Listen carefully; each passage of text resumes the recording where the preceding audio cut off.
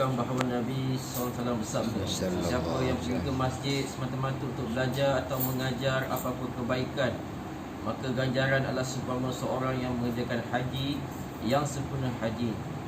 Sayyidina Abu Umamah radhiyallahu anhu meriwayatkan bahawa Nabi SAW bersabda, siapa yang pergi ke masjid semata-mata untuk belajar atau mengajar apa-apa kebaikan, maka ganjarannya adalah seumpama seorang yang mengerjakan haji yang sempurna hajinya. Tabrani Uzawi.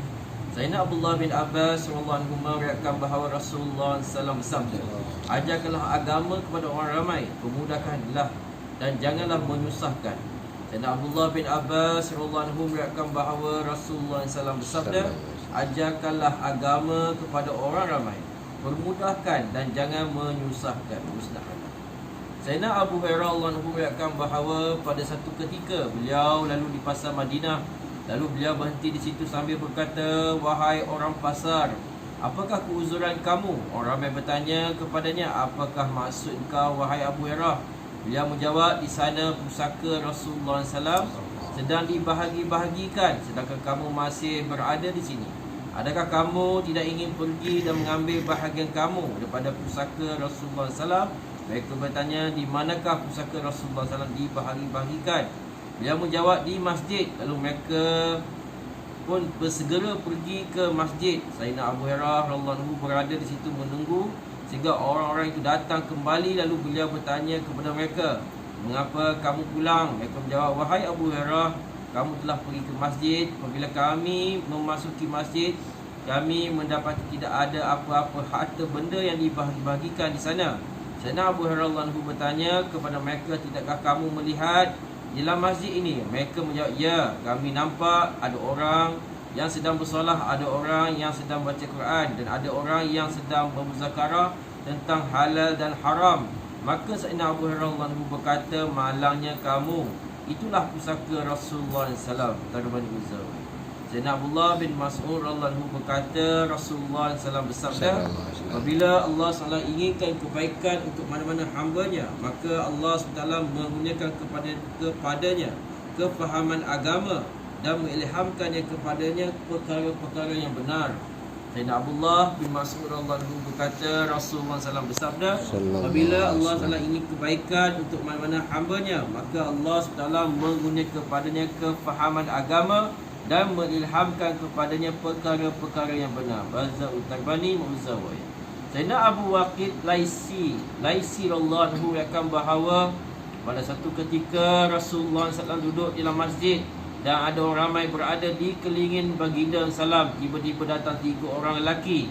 2 orang daripada mereka menuju ke arah Rasulullah SAW dan seorang lagi telah pergi. Kedua mereka berhenti berhampiran dengan Rasulullah SAW. Salah seorang daripada mereka nampak tempat kosong dalam masjid itu, lalu dia mengambil tempat dan duduk di situ. Dan seorang lagi telah duduk di belakang orang ramai, sementara orang yang ketiga telah pergi. Apabila Rasulullah SAW selesai daripada majlis tersebut, baginda salam pun bersabda, tidakkah patut saya memberitahu kamu tentang ketiga-tiga orang tersebut? Seorang telah mengambil tempat di sisi Allah Ta'ala, yakni duduk dalam majlis itu, maka Allah SWT telah memberi tempat untuknya dalam rahmatnya.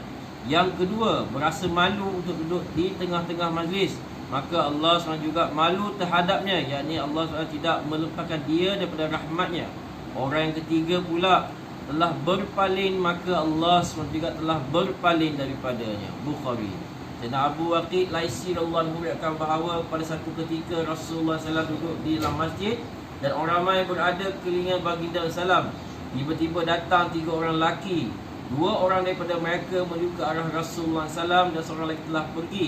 Kedua mereka berhenti berhampir dengan Rasulullah SAW.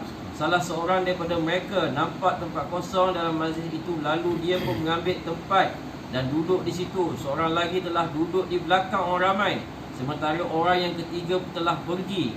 Apabila Rasulullah SAW selesai daripada majlis tersebut, baginda salam pun bersabda, tidakkah patut saya beritahu kamu tentang ketiga-tiga orang tersebut?